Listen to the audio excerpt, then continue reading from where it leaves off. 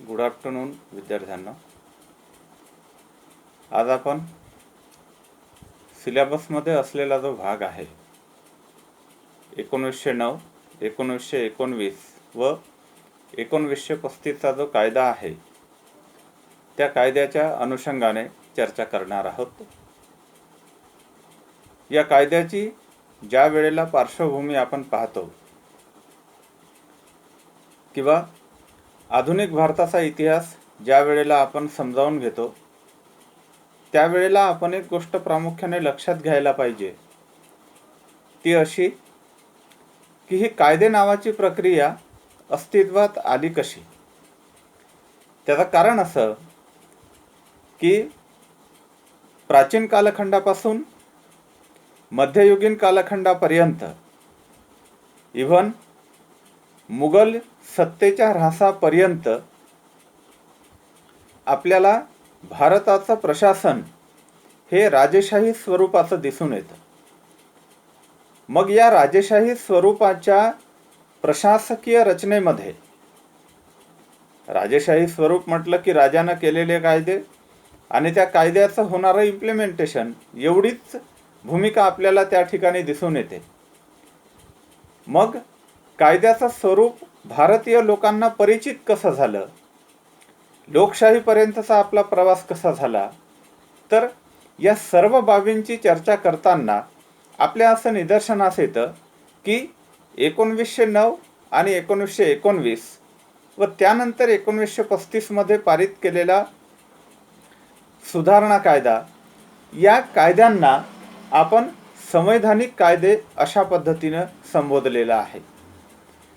संवैधानिक कायदे म्हणजे काय, तर भारताच्या दृष्टीने प्रशासकीय रचना, संसदीय शासन पद्धती म्हणजे लोकनियुक्त आणि सरकार नियुक्त अशा पद्धतीची मिश्र स्वरूपाची प्रतिनिधित्व, लोकांचे प्रतिनिधी असणारी कायदे करणारी संस्था या देशामध्ये निर्माण झाली, त्याला आपण संवैधानिक विकास असं म्हणतो.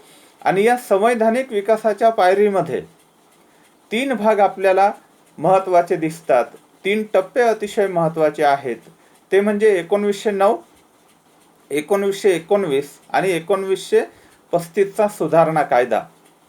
परंतु या कायद्याचा अभ्यास करताना आपल्याला हेही लक्षात घ्यावं लागतं की साधारणतः 1773 पासून ईस्ट इंडिया कंपनीच्या दृष्टीने ब्रिटिशांनी ज्या काही सुधारणा सुचवणाऱ्या, त्यांच्यावर नियंत्रण प्रस्थापित करणाऱ्या शिफारशी केल्या, त्या इसवी सन 1773च्या कायद्यामध्ये आपल्याला दिसून येतात.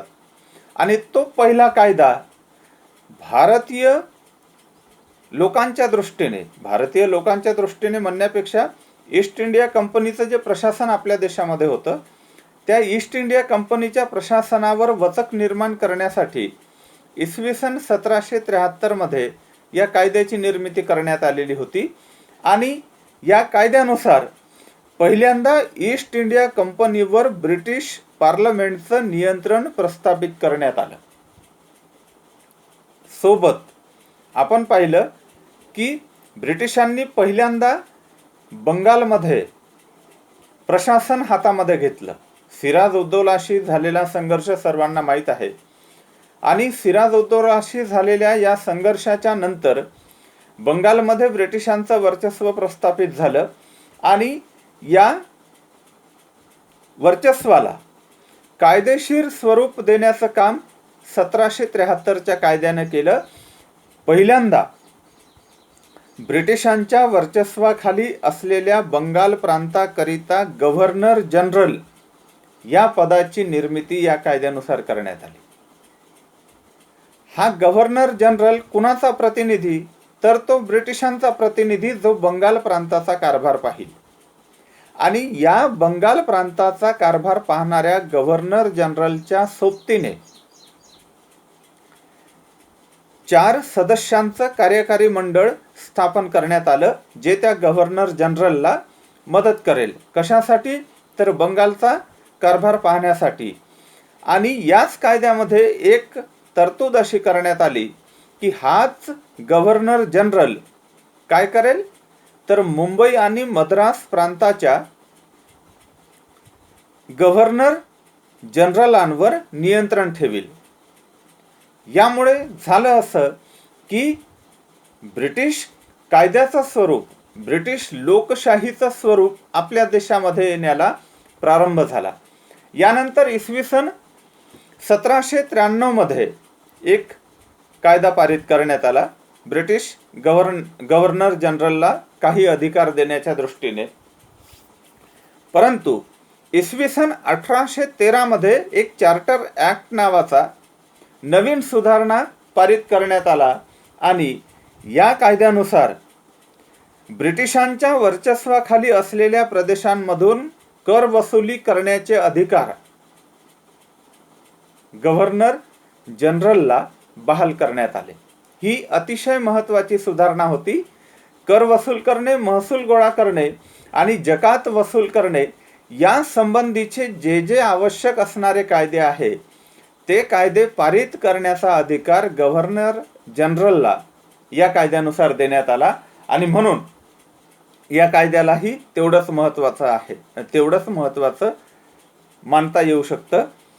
त्यानंतर इसवी सन 1873 मध्ये पुन्हा एक कायदा पारित करण्यात आला आणि या कायद्यानुसार बंगालच्या गव्हर्नर जनरलाचं पद वाढवून त्याला गव्हर्नर जनरल ऑफ इंडिया अशा स्वरूपामध्ये बहाल करण्यात आलं. त्याला काही अधिकार देण्यात आले आणि याच दरम्यान आपण पाहिलं की भारतामध्ये 1857चं बंड घडून आलं आणि 1857च्या बंडानुसार भारतातील ब्रिटिशांचं वर्चस्व नव्याने प्रस्थापित झालं असं आपल्याला यासाठी म्हणावं लागेल की त्यानंतर 1858 मध्ये राणीचा जाहीरनामा घोषित करण्यात आला आणि या राणीच्या जाहीरनाम्यानुसार ब्रिटिश ईस्ट इंडिया कंपनी जी भारताचं प्रशासन सांभाळायची तिचे सर्व अधिकार गोठविण्यात आले, समाप्त करण्यात आले. आणि सोबत दुसरी महत्त्वाची एक गोष्ट करण्यात आली ती म्हणजे गव्हर्नर जनरलच्या ऐवजी भारतासाठी व्हॉइसरॉय या पदाची निर्मिती करण्यात आली. आणि तिसरी एक आणखी महत्त्वाची गोष्ट झाली ती म्हणजे भारताचा प्रशासकीय कारभार सांभाळणारा प्रतिनिधी म्हणून ब्रिटिश पार्लमेंटमध्ये भारत मंत्री या नवीन पदाची नियुक्ती करण्यात आली. त्यामुळे झालं असं की भारतातील ईस्ट इंडिया कंपनीचं जे वर्चस्व आहे ते संपुष्टात आलं आणि भारताला खऱ्या अर्थाने ब्रिटिश पार्लमेंटचे कायदे लागू व्हायला प्रारंभ झाला. या कायद्यामुळे इतर प्रांतांमध्ये गव्हर्नर नियुक्त आणि लोकनियुक्त असे प्रतिनिधी पाठवण्याची शिफारस करण्यात आली. त्यानंतर 1861 त्यासोबत 1892 मध्ये विधिमंडळ आणि कायदे मंडळाला काही अधिकार देणारे कायदे सुद्धा पारित करण्यात आले.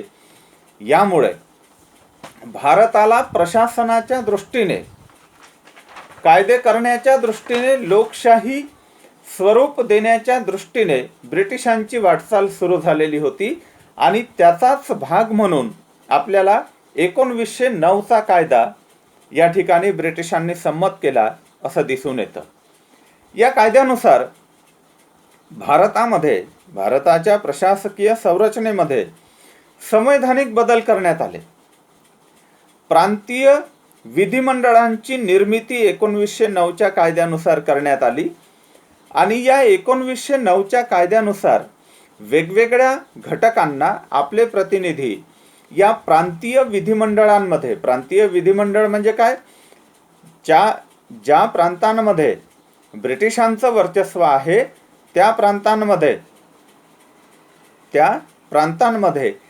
कायदे करणारं, प्रशासन चालविणारं एक सभागृह, एक प्रतिनिधी मंडळ या कायद्यानुसार निर्माण करण्यात आलं. त्यालाच आपण प्रांतीय विधिमंडळ असं सोप्या भाषेमध्ये म्हणू शकतो. या प्रांतीय विधिमंडळाची निर्मिती करण्यात आली, त्याला काही अधिकार देण्यात आले आणि अतिशय महत्त्वाचा भाग म्हणजे यांच्या सदस्य संख्येमध्ये वाढ करण्यात आली.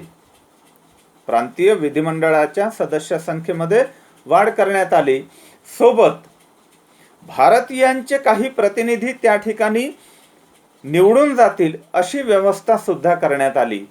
आणि आणखी एक वैशिष्ट्य म्हणजे 1909च्या कायद्यानुसार मुस्लिम आणि इतर धर्मीय लोकांना काही राखीव जागा प्रांतीय विधिमंडळांमध्ये ठेवण्याची शिफारस करण्यात आली. यानंतरचा दुसरा टप्पा तो म्हणजे 1919चा मॉन्टेग्यू चेम्सफोर्ड सुधारणा कायदा. त्यापूर्वी 20 ऑगस्ट 1917 मध्ये ब्रिटिश पार्लमेंटमध्ये घोषणा करण्यात आली होती की भारताला यानंतरच्या कालखंडामध्ये क्रमाक्रमाने काही सुधारणा देण्यात येतील. त्या सुधारणा कोणत्या?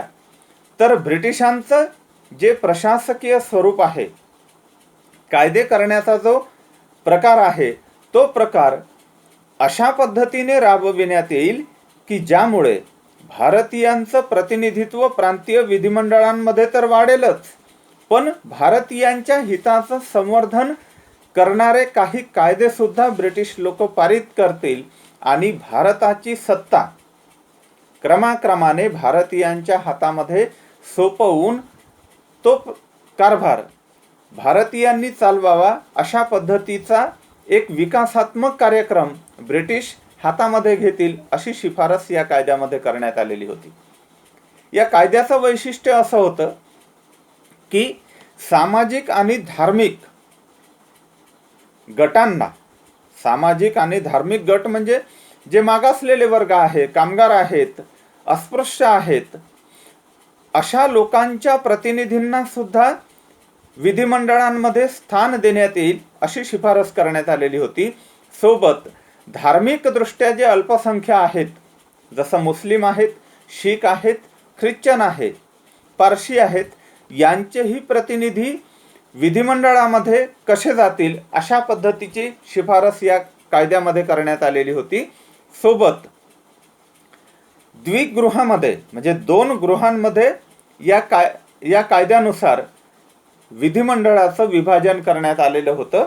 राज्य परिषद वरिष्ठ सभागृह तर केंद्रीय विधानसभा हे कनिष्ठ सभागृह ठरविण्यात येईल अशा पद्धतीची शिफारस, अशा पद्धतीच्या गोष्टी या कायद्यामध्ये लागू करण्यात आलेल्या होत्या. आणि भारतीयांचे प्रतिनिधी प्रत्यक्ष निवडणुकीमध्ये कसे जातील, निवडणुकीच्या द्वारे या विधिमंडळांमध्ये कसे जातील अशी शिफारस या कायद्यामध्ये करण्यात आलेली होती. सोबत गव्हर्नर नियुक्त, व्हाईसरॉय नियुक्त प्रतिनिधी सुद्धा पाठवण्याची सोय याच कायद्यामध्ये करण्यात आलेली होती. आणि या कायद्याला भारतीयांच्या हितसंवर्धनासाठी काम करता यावं म्हणून भारतीयांचे प्रतिनिधी त्या ठिकाणी असावेत अशा शिफारशींना घेऊन हा कायदा पारित करण्यात आलेला होता.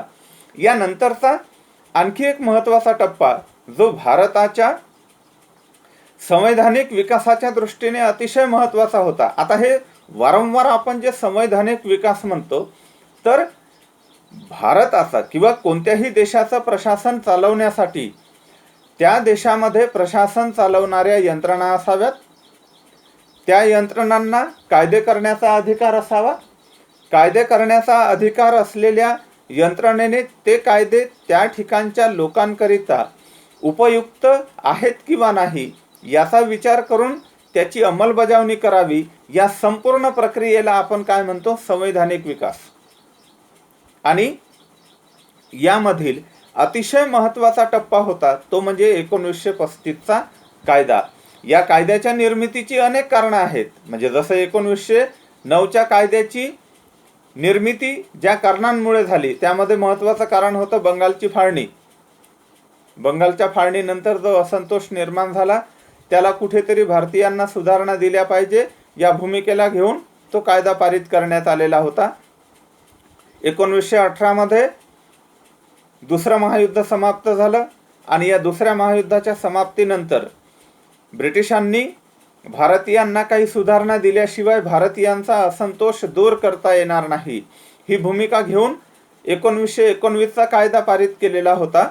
त्याचप्रमाणे 1935चा कायदा पारित करण्यामागे सुद्धा ब्रिटिशांची एक भूमिका होती.